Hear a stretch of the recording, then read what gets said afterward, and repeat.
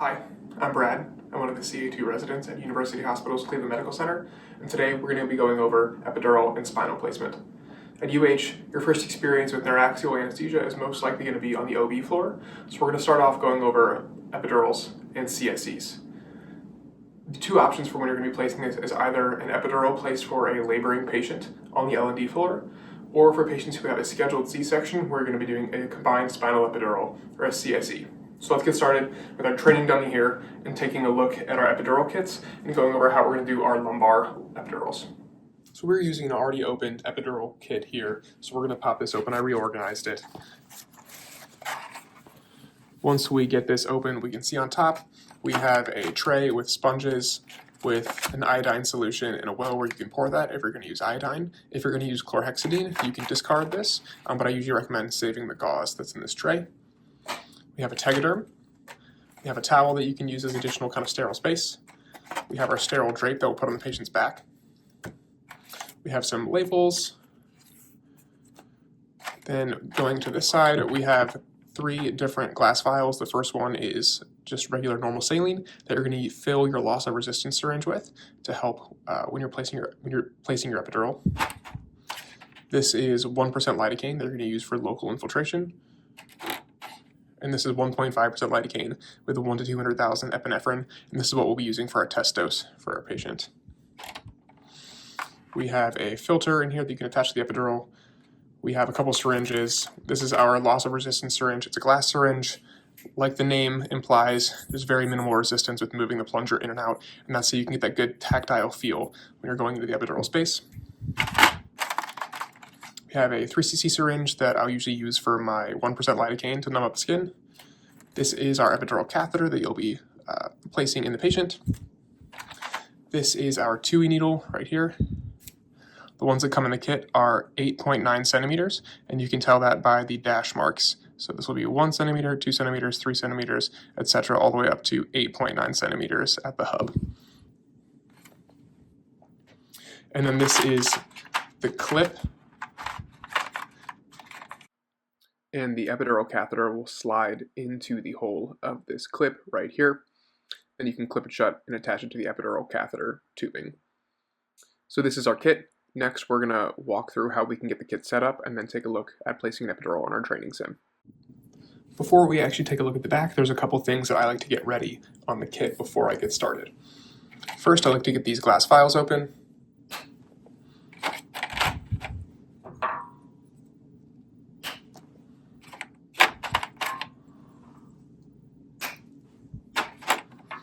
So that we can have those ready to go.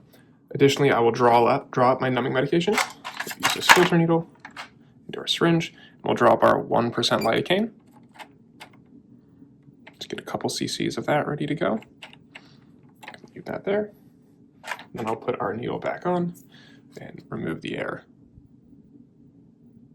That's ready to go. I'll set my 2E needle out, have that ready to go. I also usually uncover it just so that I can save steps later. Additionally, I will get my loss of resistance syringe and make sure that's filled. One thing you can do, you can use your filter needle again. Get your saline filled up, just a couple cc's is needed. And then we're all set. Additional things that I like to do, I like to make sure I have the catheter open. I'll usually leave it in the bag like this, but once again, just saves a step of me not needing to open something while I have my hands on their back or a needle in their back. The back should be prepped before you put your gloves on and open the kit, but now you can put the drape on the back, and then we will get ready to go. So now that we have our kit set up, let's move on and we'll take a look at the back and we'll go through these steps of placing it. Okay, now we're going to actually work on placing the epidural itself. So when you have your patient sitting in a nice position, kind of slouched over, pushing their lobe back out towards you, as previously mentioned, the patient has already been prepped in this situation. If we were using the drape, we would have placed the drape by now, and we already have our sterile gloves on. You're going to want to let the patient know that you're going to be touching their back, so you're going to want to feel for their iliac crests right around here. Their iliac crests are going to be the L4 lumbar spinal level, and correspond to that L4 vertebrae over here, or the L4, L5 space. So you want to feel the crests, walk it over to the middle, and then I can feel a nice spinous process right here. That's most likely going to be L4, which means L4, L5 is probably down here. L3, L4 is going to be probably up here. If it doesn't feel like there's a spinous process at that exact level, find the nearest spinous process and then choose either one space above or one space below.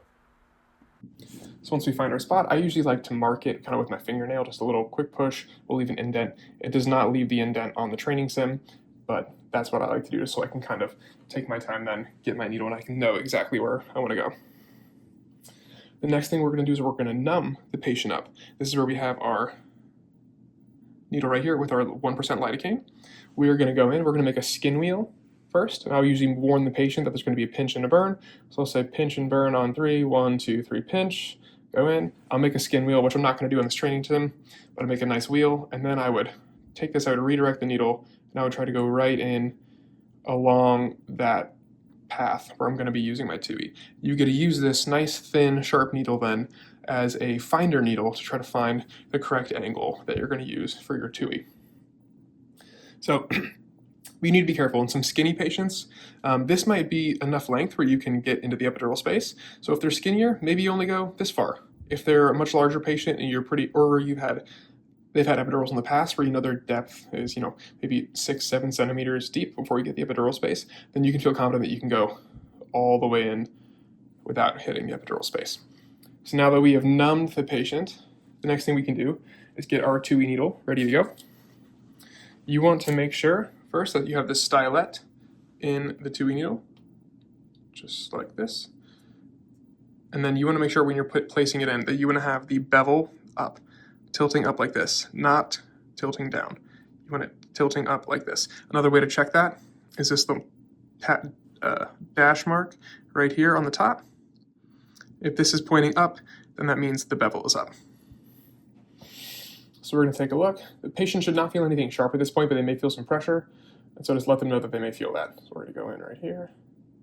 And then once you're in a little bit, if you feel like you've engaged in the ligament, it feels firm, that's when it's time to add your loss of resistance syringe. Keep the patient in mind. On bigger patients, you may feel like you have engaged the ligament pretty shallowly, 1 or 2 centimeters, where in fact you may be kind of at like a false resistance or not truly there, and then you'll keep going. So it's kind of, it takes some practice and skill, but you'll know eventually when you feel like you're in the ligament. So we're going to attach this next. And then this is where we're going to be using our loss of resistance syringe to try to get into the epidural space. There are kind of 2 techniques that you can do this. You can either apply continuous pressure as you slowly advance the needle, and then you'll see that loss of resistance. Or you can slowly advance, then tap, tap, tap, tap, tap, slowly advance, tap, tap, tap, tap, tap, until you have the loss of resistance.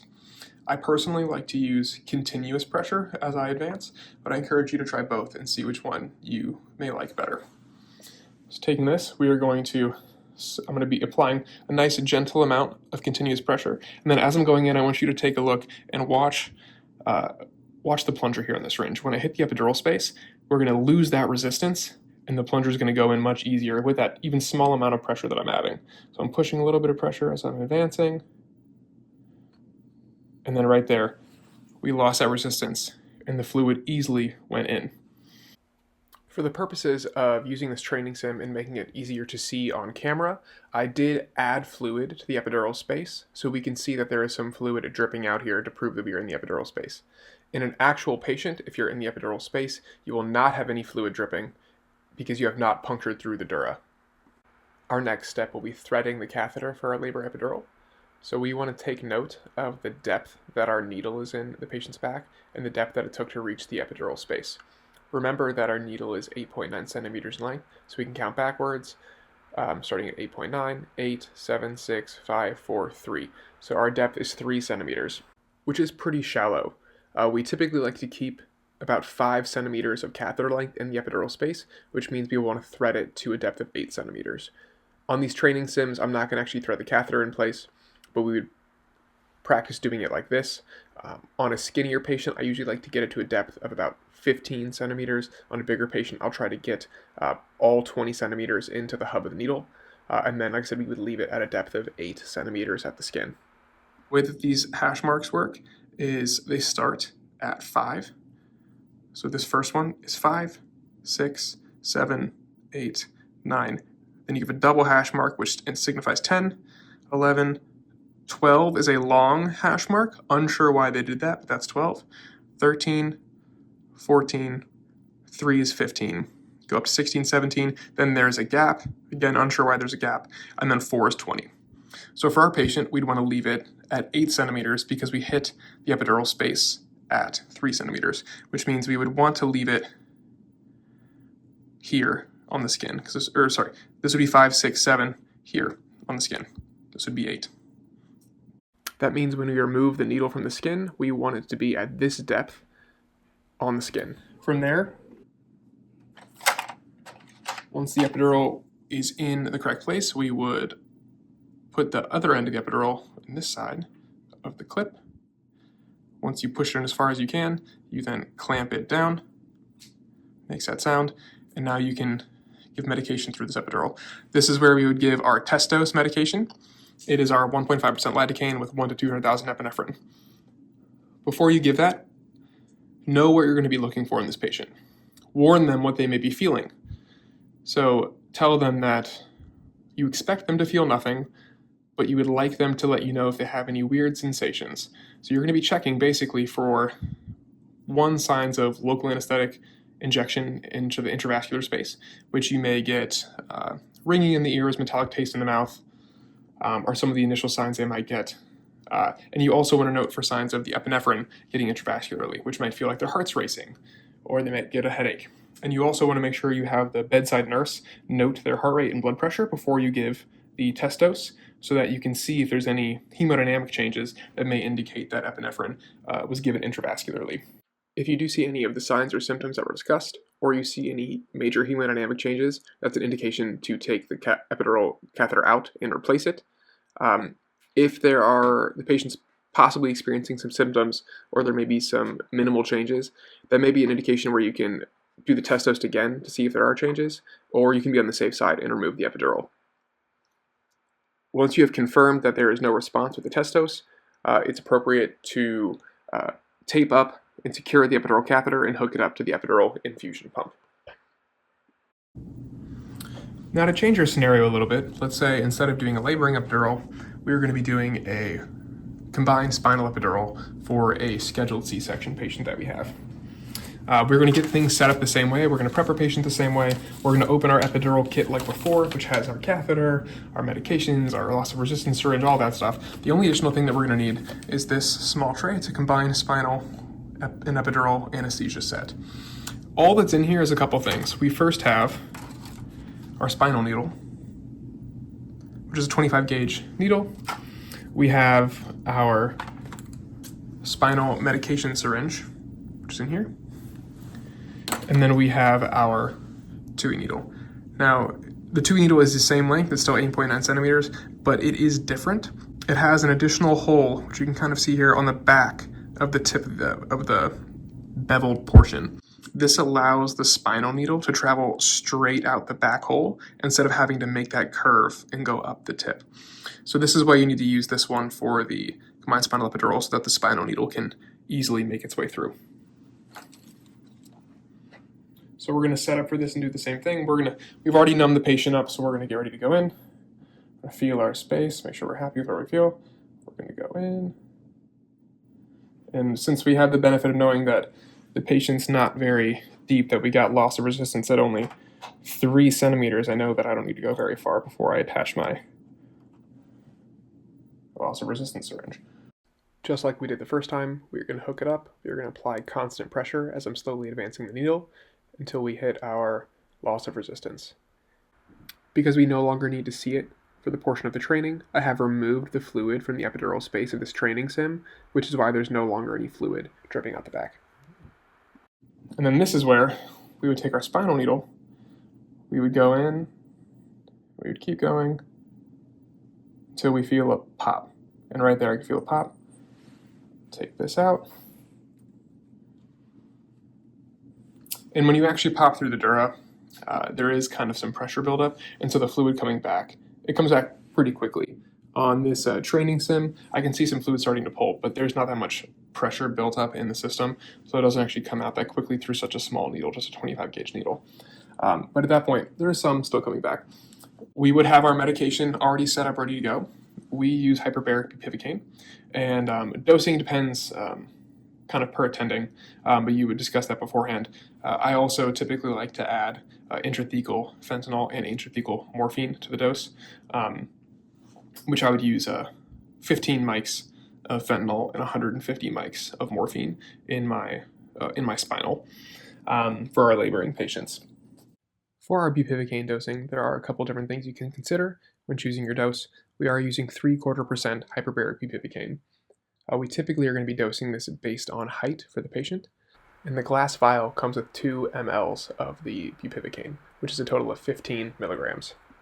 A common rule of thumb is you can give 0.1 mLs for every 10 centimeters of height for the patient. So a 160 centimeter patient would get 1.6 mLs of the bupivacaine.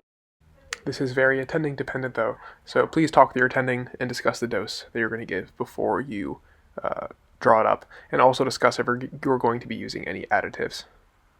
So let's say the situation we will have had we have our bupivacaine, like I said, say they're 5.6, so we have 1.8 of bupivacaine plus our intrathecal fentanyl or intrathecal morphine.